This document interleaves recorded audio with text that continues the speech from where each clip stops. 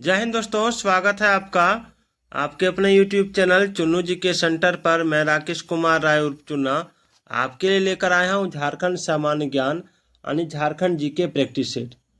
तो चलिए स्टार्ट करते हैं, देखते हैं। बहुत ही इंपॉर्टेंट सवाल, सारे सवाल इसमें इंपॉर्टेंट है।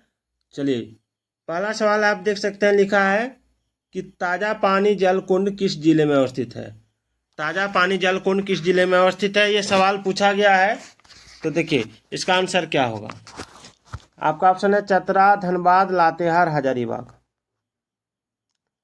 देखिए ताजा पानी जलकुंड जो है यह आपका लातेहार जिले में है, ठीक है। और यह प्रसिद्ध गर्म जलकुंड व झरना है तथा इस जिले में अनेकों पर्यटन स्थल एवं उद्योग, खनिज एवं नदियां हैं।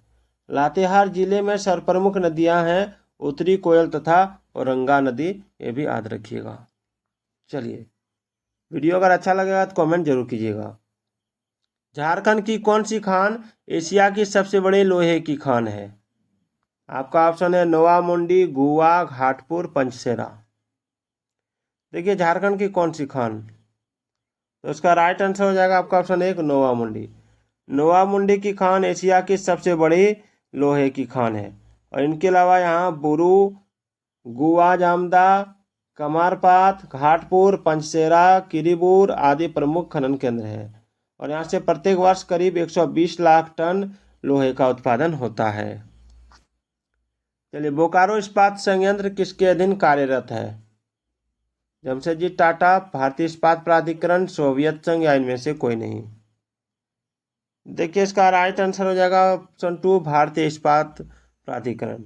यह इस्पात संयंत्र पूर्व सोवियत संघ के सहयोग से तृतीय पंचवर्षीय योजना काल में स्थापित किया गया था, जहां उत्पादन 1972 ईस्वी में प्रारंभ हुआ। और यह कारखाना भारतीय इस्पात प्राधिकरण यानी SAIL सेल के अंतर्गत कार्यरत है, याद रखिएगा। उरांव जनजाति में त्योहारों के अवसर पर पुरुष एवं महिला द्वारा पहने जाने वाले वस्त्र को क्या कहते हैं। उरांव जनजाति में त्योहारों के अवसर पर पुरुष एवं महिला द्वारा पहने जाने वाले वस्त्र को क्या कहते हैं। आपका ऑप्शन है पाहन, जादो, पटिया, जौ केरपा, केरिया एवं खनरिया। क्या होगा, देखिए इसका राइट आंसर होगा ऑप्शन चार, केरिया एवं खनरिया। उरांव जनजाति में त्योहारों के अवसर पर पुरुषों द्वारा पहने जाने वाले वस्त्र को केरिया तथा महिलाओं द्वारा पहने जाने वाले वस्त्र को खनरिया कहते हैं। और दक्षिण छोटा नागपुर और पलामू प्रमंडल में उरांवों का गढ़ है और इन दोनों प्रमंडलों में ही लगभग 90% उरांव निवास करते हैं। चलिए, निम्न में से सबसे छोटा संसदीय क्षेत्र कौन सा है। पश्चिमी सिंहभूमि, चतरा, रांची, हजारीबाग। देखिए सबसे छोटा पूछा गया है तो इसमें सबसे छोटा आ जाएगा आपका ऑप्शन टू, चतरा जिला। चतरा जिले का क्षेत्रफल 3706 वर्ग किलोमीटर है। 3706 वर्ग किलोमीटर है। इस जिले में एक अनुमंडल एवं 11 प्रखंड है और यह झारखंड का सबसे छोटा संसदीय क्षेत्र है। चलिए अगला सवाल, झारखंड राज्य के गठन के समय न्यायाधीशों की कितनी संख्या थी। झारखंड राज्य के गठन के समय न्यायाधीशों की कितनी संख्या थी। तो देखिए इसका राइट आंसर हो जाएगा आपका ऑप्शन है 12, 18, 8, 9। तो इसमें राइट आंसर होना चाहिए आपका ऑप्शन 3, 8। झारखंड न्यायालय का गठन 15 नवंबर 2000 को हुआ और पटना उच्च न्यायालय के रांची खंडपीठ को रांची उच्च न्यायालय में रूपांतरित कर दिया गया और इसका एक मुख्य एवं 7 अन्य न्यायाधीशों को मिलाकर किया गया था। उच्च न्यायालय के प्रथम मुख्य न्यायाधीश विनोद कुमार गुप्ता थे, इसको याद रखिएगा। झारखंड के प्रथम विधानसभा उपाध्यक्ष निम्नलिखित में से कौन से विधानसभा उपाध्यक्ष पूछा गया है। आपका ऑप्शन है इंद्र सिंह नामधारी, बागुन सुंबई या सरयू राय। चलिए इसका राइट आंसर जो हो जाएगा वो क्या हो जाएगा, वो हो जाएगा आपका ऑप्शन टू, बागुन सुंबई। विधानसभा उपाध्यक्ष विधानसभा का द्वितीय प्रमुख अधिकारी होता है। विधानसभा अध्यक्ष की गैर मौजूदगी में उपाध्यक्ष उसके कार्यों का निर्वहन करता है और झारखंड विधानसभा के प्रथम अध्यक्ष बागुन सुंबई थे। चलिए, बलवंत राय में समिति बलवंत राय मेहता समिति का संबंध निम्न में से किससे था? देखिए इसका राइट आंसर हो जाएगा आपका ऑप्शन 3 पंचायती राज से। 16 जनवरी 1957 को बलवंत राय मेहता की अध्यक्षता में ग्रामोद्धार समिति का गठन किया गया।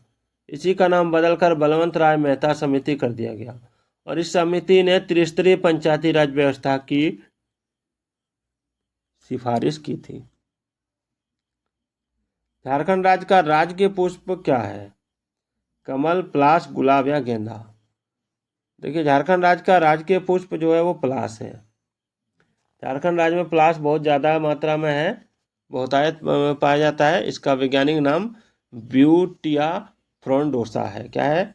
ब्यूटिया फ्रोंडोसा। फ्रोंडोसा का स्पेलिंग हो जाएगा FRONDO, ऐसे याद रखिएगा। चलिए झारखंड का राज्य पक्षी कौन सा है? झारखंड का राज्य पक्षी ऑप्शन है कौवा, मोर, मैना, कोयल। झारखंड का राज्य पक्षी आपका हो जाएगा कोयल। कोयल को राज्य के पक्षी के रूप में सरकार ने अपनाया है और इसका वैज्ञानिक नाम क्या है?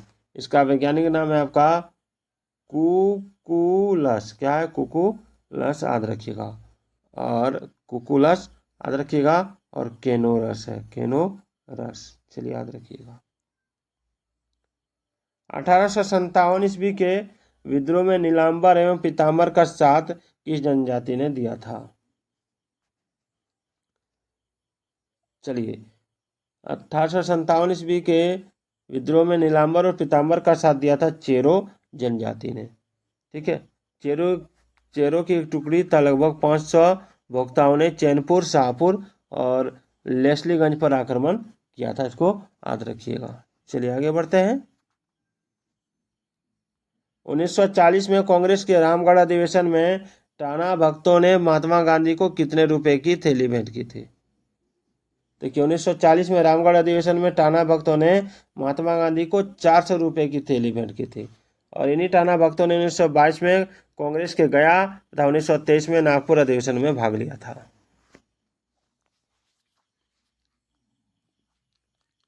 चलिए आगे है। बड़ा भूम के बड़ा बाजार को गंगा नारायण ने किस तिथि को लूटा था?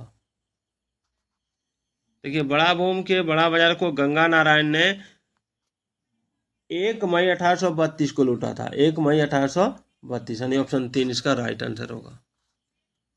किस नागवंशी राजा ने स्वर्णरेखा नदी के समीप सतरंजी में अपनी राजधानी स्थापित की थी? ऑप्शन है यदुनाथ शाह, एनी शाह, प्रताप राय। तो देखिए इसका राइट आंसर हो जाएगा ऑप्शन 2 एनी शाह। छोटा नागपुर खास के नागवंशियों में औरंगजेब का समकालीन राजा राम शाह था, जो औरंगजेब की मृत्यु के बाद भी 8 वर्षों तक यानी 1715 ईस्वी तक राज करता रहा और इसके कुल 10 बेटे थे, जिनमें यदुनाथ शाह बड़ा था और चौथा पुत्र का नाम एनी शाह था। एनी शाह की 5 रानियां और 21 पुत्र थे। राजा एनी शाह ने स्वर्णरेखा नदी के समीप सतरंजी में अपनी राजधानी स्थापित किया था। चलिए अभी बहुत सारा सवाल बाकी है। अभी बहुत सारा सवाल बाकी है।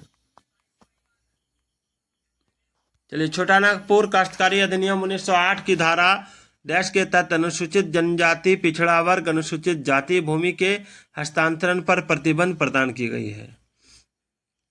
आपका ऑप्शन है धारा 46, 72, 48 या 42। क्या होगा? तो देखिए राइट आंसर जो हो जाएगा वो हो जाएगा आपका ऑप्शन 1 46। ठीक है, छोटा नागपुर काश्तकारी अधिनियम 1908 की धारा 46 अनुसूचित जाति, अनुसूचित जनजातियों और पिछड़े वर्गों से संबंधित भूमि के हस्तांतरण पर प्रतिबंध लगाती है। हालांकि आदिवासी व्यक्ति अनुसूचित जाति के सदस्यों और अपने क्षेत्र के पुलिस स्टेशन के निवासियों को बिक्री, विनिमय, उपहार या वसीयतनामे के द्वारा अपनी भूमि हस्तांतरित कर सकता है। इसी प्रकार अनुसूचित जाति और पिछड़े वर्ग का व्यक्ति भी उपायुक्त की आज्ञा अनुसार जिस जिले में उसकी भूमि है उस जिले के नियमों के अंतर्गत अपनी भूमि अपने समुदाय के सदस्यों को हस्तांतरित कर सकता है। चलिए आगे बढ़ते हैं। धारा 46 के तहत बेदखली के समय डैश वर्ष है जिसके तहत इस अवधि के समाप्ति के बाद प्रतिकूल कब्जे में रही भूमि का हस्तांतरण परिपूर्ण होगा। आपका ऑप्शन है 10, 8, 5 या 12। चलिए, इसका राइट आंसर हो जाएगा आपका ऑप्शन 4, 12 वर्ष। छोटा नागपुर काश्तकारी अधिनियम 1908 की धारा 46 के अंतर्गत निष्कासन अवधि की समय सीमा 12 वर्ष है। इसका अर्थ है कि 12 वर्ष की समाप्ति पर अंतरीति की प्रतिकूल स्वामित्व द्वारा अपने अधिकार में आने वाली भूमि को हस्तांतरित करने का पूर्ण अधिकार होगा। Indian institute of technology, Indian school of mines की स्थापना हुई थी। कहाँ हुई थी? तो धनबाद में। कब हुई थी? आपका ऑप्शन है 1926, 1925, 1927। तो देखिए इसका आंसर क्या होगा। देखिए, धनबाद में स्थित इंडियन स्कूल ऑफ माइंस की स्थापना ब्रिटिश भारत सरकार द्वारा लंदन में स्थित रॉयल स्कूल ऑफ माइंस की रूपरेखा पर आधार की गई है। के आधार पर की गई है। इसका उद्घाटन 9 दिसंबर 1926 ईस्वी को भारत के तत्कालीन वायसराय लॉर्ड इरविन द्वारा किया गया था और तकनीकी संस्थान अधिनियम 1961 के तहत इसे राष्ट्रीय महत्व के संस्थान के रूप में परिवर्तित किया गया था। तो इसका राइट आंसर होगा 9 दिसंबर 1946 को। 9 दिसंबर 1946 को याद रखिएगा। चलिए, रांची विश्वविद्यालय की स्थापना किस विश्वविद्यालय से अलग करके हुई थी? रांची विश्वविद्यालय। देखिए, इसका राइट जो आंसर हो जाएगा वो क्या होगा? ये हो जाएगा बिहार विश्वविद्यालय से। 12 जुलाई 1960 को बिहार विश्वविद्यालय के विभाजन से पूर्व रांची विश्वविद्यालय बिहार विश्वविद्यालय से संबंध था, याद रखिएगा। और बिहार विश्वविद्यालय अधिनियम 1960 के द्वारा बिहार विश्वविद्यालय को 3 पृथक अस्तित्व में आया। ठीक है, बिहार विश्वविद्यालय मुजफ्फरपुर, रांची विश्वविद्यालय रांची और भागलपुर विश्वविद्यालय भागलपुर में विभाजित कर दिया गया। और बिहार राज्य विश्वविद्यालय अधिनियम 1976 विश्वविद्यालय के लिए आदेश पत्र की रूपरेखा जारी करता है। XLRI जमशेदपुर की स्थापना की गई थी। कहाँ की गई थी? देखिए, XLRI जमशेदपुर की स्थापना की गई थी। तो ये हो जाएगा आपका ऑप्शन 2 मेरी society, option 3 society of Jesus. XLRI यानी संत जेवियर स्कूल ऑफ मैनेजमेंट एक मैनेजमेंट स्कूल है जिसे 1949 में सोसाइटी ऑफ जीसस यानी यीशु समाज द्वारा स्थापित किया गया था। यह संस्थान जमशेदपुर झारखंड में स्थित है। यह भारत का सबसे प्राचीन बिजनेस मैनेजमेंट स्कूल है। चलिए, छिन्नमस्तिका मंदिर किस नदी के किनारे स्थित है? छिन्नमस्तिका मंदिर किस नदी के किनारे स्थित है? तो इसका राइट आंसर होगा दामोदर भैरवी। छिन्नमस्तिका। अगला सवाल है, छोटा नागपुर केसरी के नाम से कौन जाने जाते हैं? तो छोटा नागपुर केसरी के नाम से जाने जाते हैं आपका बाबू रामनारायण सिंह, याद रखिएगा। 1940 के रामगढ़ अधिवेशन में महात्मा गांधी ने बाबू रामनारायण सिंह यानी छोटा नागपुर केसरी को उपाधि से विभूषित किया गया था और उनकी पुस्तक स्वराज लुट गया आज भी प्रेरणादायक है। चलिए आगे बढ़ते हैं। बहुत ही इम्पोर्टेंट टॉपिक चल रहा है। अगला है, झारखंड का वह एकमात्र योद्धा कौन है जिन्हें मरणोपरांत सर्वोच्च सैन्य सम्मान परमवीर चक्र से सम्मानित किया गया? तो इसका राइट आंसर क्या होगा? दीपसेन गुप्ता, अल्बर्ट एक्का, चंद्रशेखर दुबे या सरोजा अय्यर क्या होगा? तो देखिए, इसका राइट आंसर जो हो जाएगा वो हो जाएगा आपका अल्बर्ट एक्का, याद रखिएगा। जवाहरलाल नेहरू जैविक उद्यान कहाँ स्थित है? रांची, लोहरदगा, पलामू या बोकारो?